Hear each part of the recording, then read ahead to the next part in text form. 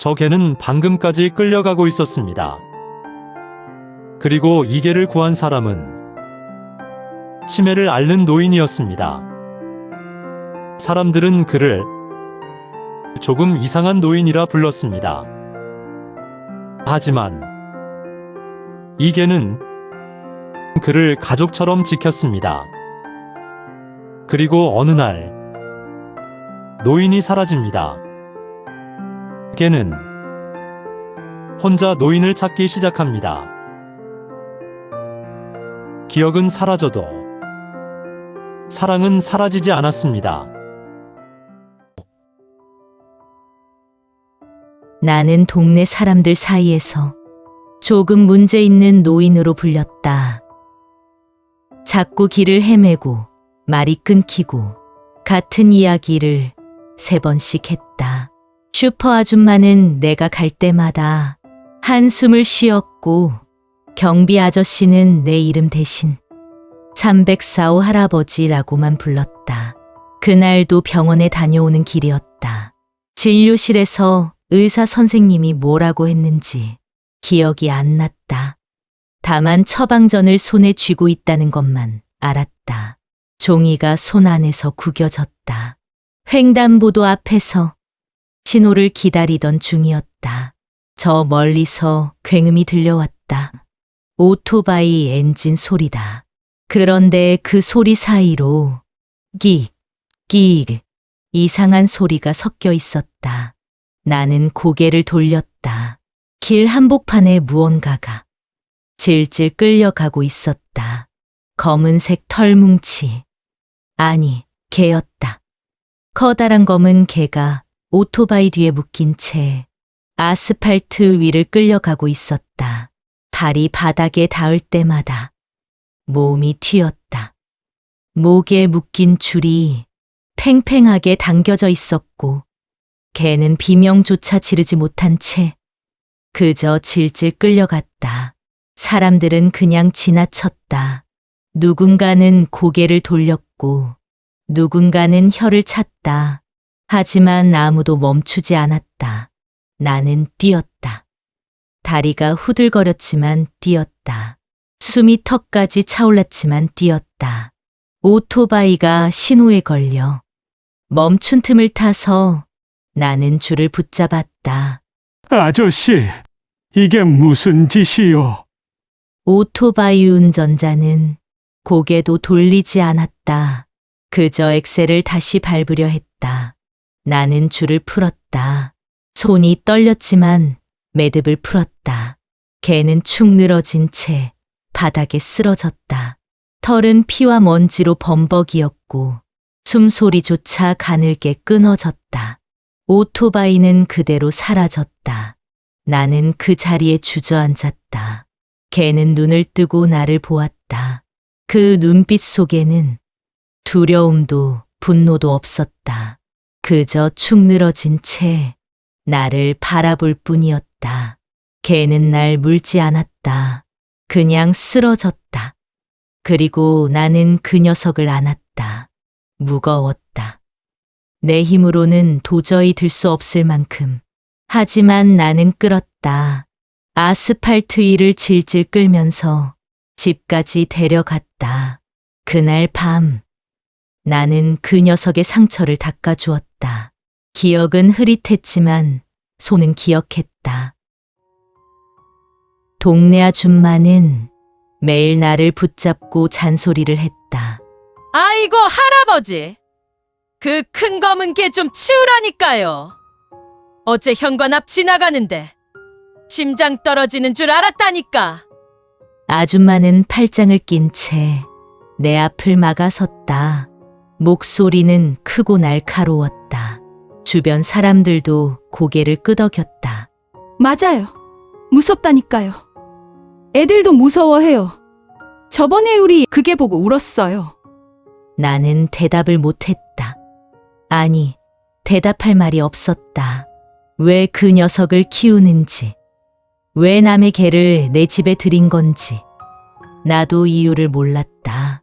다만 그 녀석이 내 곁에 있다는 것, 그것만은 확실했다. 아줌마는 한숨을 쉬며 돌아섰다. 아무튼 조심하세요. 문은 깨면 책임지셔야 해요. 그날 밤, 나는 밥을 먹다 말고 그릇을 놓쳤다. 국물이 바닥에 쏟아졌고 나는 멍하니 그것을 바라봤다. 그때 그 녀석이 다가왔다. 조용히 소리 없이 바닥에 쏟아진 국물을 핥아주었다. 그리고 내 발 옆에 앉았다.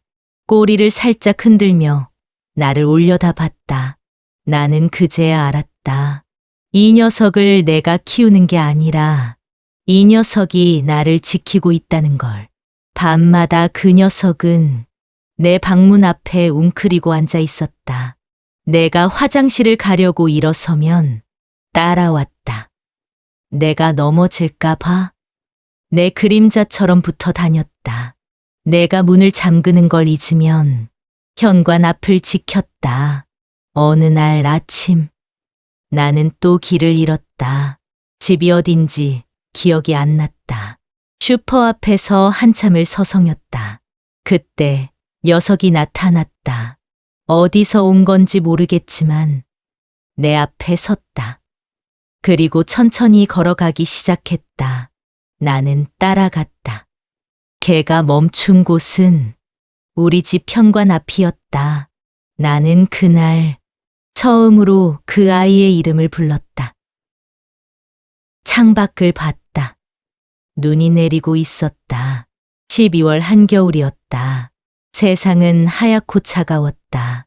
하지만 내 옆에 있는 이 녀석은 달랐다. 따뜻했다. 그래, 봄이다. 밖은 겨울이었는데 이 아이는 봄 같았다. 봄아, 그 녀석이 고개를 돌려 나를 봤다. 그리고 꼬리를 흔들었다. 그것 하나면 되었다. 어느 날 밤, 내가 집에 돌아오지 않았다. 전등은 켜져 있었고 밥그릇은 그대로 식탁 위에 놓여 있었다. 슬리퍼는 현관에 가지런히 벗겨져 있었는데 주인은 없었다. 아무도 몰랐다. 날 찾는 사람도, 내가 어디 있는지 궁금해하는 사람도 없었다. 304호 할아버지는 원래 조용한 사람이었으니까 가끔 며칠씩 안 보여도 이상할 게 없었다. 다만 그 검은 개만 그 자리에 앉아 있었다. 현관문 앞에서 꼼짝도 하지 않고 밤 10시가 넘었다. 복도에 불이 하나둘 꺼져갔고 사람들의 발소리도 점점 사라졌다. 하지만 보미는 움직이지 않았다. 새벽 2시, 경비실 아저씨가 순찰을 돌다가 복도 끝에서 뭔가를 발견했다. 검은 그림자 하나가 웅크리고 앉아 있었다. 어? 저게 아저씨는 천천히 다가갔다. 보미는 고개를 들었지만 짖지 않았다. 그저 문을 바라볼 뿐이었다. 주인 어디 갔어? 보미는 대답 대신 문을 긁었다. 드드드, 드드드. 발톱이 문에 닿는 소리가 고요한 복도에 울려 퍼졌다. 아저씨는 304호 초인종을 눌렀다. 1번, 2번, 3번. 대답이 없었다. 다음 날 아침, 동네 아줌마가 쓰레기를 버리러 나왔다가 보미를 봤다. 여전히 같은 자리에 앉아 있었다. 밤새 비가 내렸는지 털이 축축하게 젖어 있었다. 야, 개야. 주인 어디 갔어? 보미는 고개를 들었다. 그 눈빛이 평소와 달랐다. 불안하고 초조했다. 그리고 슬퍼 보였다. 아줌마는 처음으로 이상함을 느꼈다. 저 개는 왜 안 가지? 보미는 하루 종일 그 자리를 지켰다. 밥도 먹지 않았다. 물도 마시지 않았다. 그저 문만 바라봤다. 가끔 지나가는 발소리에 고개를 들었다가 주인이 아니면 다시 고개를 떨궜다. 저녁이 되어서야 보미는 일어서서 천천히 복도를 걸어 내려갔다. 계단을 내려가고 아파트 정문을 빠져나갔다. 아줌마는 창문 너머로 그 모습을 지켜봤다. 저 개 어디 가는 거야? 보미는 멈추지 않았다. 어둠 속으로 천천히 사라져 갔다. 다음 날 아침, 동네 사람들이 수근대기 시작했다. 그 할아버지 오늘도 안 보이네. 어제도 못 봤는데? 원래 조용한 사람이잖아. 그냥 집에 계시겠지. 하지만 아줌마는 달랐다. 어젯밤 그 개의 눈빛이 자꾸 떠올랐다. 불안하고 초조하고 무언가를 간절히 찾는 듯한 그 눈.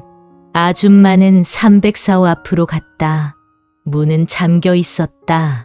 신문은 쌓여 있었고 우유는 현관 앞에 그대로 놓여 있었다. 아줌마는 초인종을 눌렀다. 1번, 2번, 3번. 대답이 없었다. 할아버지, 괜찮으세요? 여전히 조용했다. 아줌마는 경비실로 전화를 걸었다. 304호 좀 확인해 주세요. 며칠째 인기척이 없어요. 경비 아저씨가 올라와서 여분 열쇠로 문을 열었다. 집 안은 텅 비어 있었다. 전등만 켜진 채 아무도 없었다. 이상한데? 어디 가셨을까? 그때였다. 복도 끝에서 짖는 소리가 들렸다. 봄이었다. 밤새 어디를 갔다 온 건지. 털은 진흙투성이었고 발바닥은 피가 나 있었다. 하지만 보미는 멈추지 않았다. 사람들을 향해 짖고 복도를 왔다 갔다 하며 계단 쪽을 가리켰다. 저 개 뭔가 이상해. 아줌마는 보미를 따라갔다. 보미는 계단을 내려갔다. 아파트 정문을 빠져나가 큰 길로 향했다. 사람들이 하나둘 따라 붙었다. 어디 가는 거야?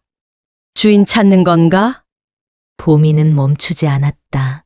횡단보도를 건너고 버스 정류장을 지나고 골목을 돌아 결국 한 건물 앞에 멈췄다. 병원이었다. 응급실 입구. 보미는 그 앞에서 주저앉았다. 숨도 헐떡이지 않고 그저 문만 바라봤다.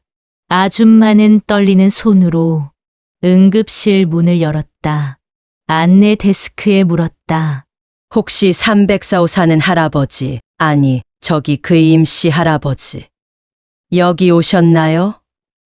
간호사는 컴퓨터를 확인했다. 네, 임종구님. 엊그제 새벽에 실려 오셨어요. 길에서 쓰러져 계셨대요. 아줌마의 가슴이 철렁 내려앉았다. 지금 어떠세요? 저체온증이랑 탈진이에요. 지금은 안정 중이세요. 아줌마는 병실 번호를 듣고 복도를 걸어갔다. 보미는 여전히 문 앞에 앉아 있었다. 아줌마는 보미를 돌아봤다. 너 어떻게 알았어? 보미는 대답하지 않았다. 다만 꼬리를 한번 흔들었다. 그날 나는 병원 침대 위에 누워 있었다. 기억은 흐릿했다. 어디서 쓰러졌는지, 왜 병원에 왔는지 몰랐다. 다만 창문 너머로 검은 그림자가 보였다. 봄이었다. 나는 손을 들어 창문을 두드렸다. 보미는 고개를 들었다. 그리고 짖지 않고 그저 나를 바라봤다. 아줌마는 병실 문 앞에 섰다. 처음으로 내 얼굴을 오래 봤다. 주름진 이마, 움푹 꺼진 볼, 가느다랗게 떨리는 손. 아줌마는 그제야 알았다. 이 사람이 얼마나 외로웠을지. 아줌마는 천천히 병실 안으로 들어갔다. 눈을 감고 있는 나는 숨소리만 가늘게 들렸다. 창문 밖에서는 봄이가 여전히 앉아 있었다. 꼼짝도 하지 않고 나를 지켜보고 있었다. 아줌마는 봄이를 봤다. 그 눈빛은 지나가는 사람을 보는 눈이 아니었다. 주인을 보는 눈이었다. 간절했고 애틋했다. 그리고 슬퍼 보였다. 병실 밖으로 나온 아줌마를 보고 봄이는 고개를 들었다. 너 들어올래? 봄이는 움직이지 않았다. 아줌마는 무릎을 굽히고 봄이와 눈높이를 맞췄다. 무섭긴 한데. 그래도 너 때문에 할아버지 찾았잖아. 봄이는 천천히 일어섰다. 아줌마는 손을 내밀었다. 처음으로 봄이의 머리를 쓰다듬었다. 털은 거칠었지만 따뜻했다. 이런 눈은 자식도 못해. 아줌마는 혼잣말처럼 중얼거렸다. 그날 밤, 봄이는 병실 안으로 들어왔다. 간호사들은 처음엔 말렸지만 아줌마가 사정했다. 이 개가 주인 찾아낸 거예요. 제발 조금만 있게 해주세요.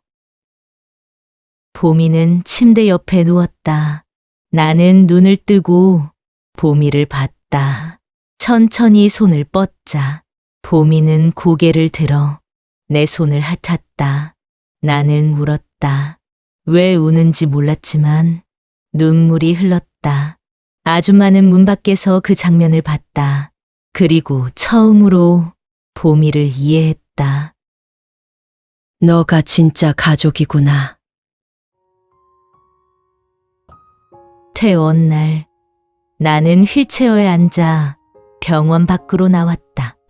봄이는 내 옆을 따라 걸었다. 천천히 보폭을 맞춰가며 아줌마가 휠체어를 밀어주었다. 할아버지, 집 가시면 좀 쉬셔야 해요. 예. 나는 고개를 끄덕였다. 기억은 여전히 흐릿했다. 왜 병원에 왔는지, 며칠이나 지났는지 몰랐다. 하지만 봄이가 옆에 있다는 것만은 알았다. 집에 도착해서 아줌마는 나를 방까지 부축했다. 할아버지, 제가 저녁 좀 갖다 드릴게요. 괜찮아요. 아니에요. 제가 할게요. 아줌마가 문을 닫고 나가고 봄이는 내 발치에 누웠다. 나는 봄이를 내려다봤다. 봄아, 봄이는 고개를 들었다. 고마워. 봄이는 꼬리를 흔들었다. 그날 저녁 아줌마는 국과 반찬을 들고 왔다. 할아버지 드세요. 감사합니다. 그리고 이거 아줌마는 작은 봉지를 내밀었다. 봄이 간식이에요. 제가 사온 거예요. 나는 놀라서 아줌마를 봤다. 아줌마는 얼굴을 붉혔다. 그 개는 아직도 무섭긴 한데 잠시 멈추더니 말을 이었다. 그래도 얘처럼 사람 지키는 개는 처음 봤어요. 아줌마는 봄이를 봤다. 봄이가 꼬리를 흔들었고 아줌마는 웃었다. 할아버지 잘 지내세요. 제가 가끔 들를게요. 그날 이후 아줌마는 우리 집 택배를 받아주기 시작했다. 봄이 간식도 몰래 현관 앞에 놔두었다. 나는 그 사실을 잊고 또 잊었다. 하지만 봄이는 단 한 번도 나를 잊은 적이 없었다. 내가 밥을 먹으면 옆에 앉았고, 내가 잠들면 문을 지켰고, 내가 길을 잃으면 앞에서 인도했다. 기억은 지워졌지만 사랑은 남았다. 어느 날 밤 나는 봄이의 머리를 쓰다듬으며 말했다. 봄아, 넌 내 가족이야. 봄이는 눈을 감았다. 그리고 내 손에 머리를 기댔다. 따뜻했다. 밖은 여전히 추운 겨울이었지만 내 곁에는 봄이 있었다. 그 따뜻함이면 충분했다.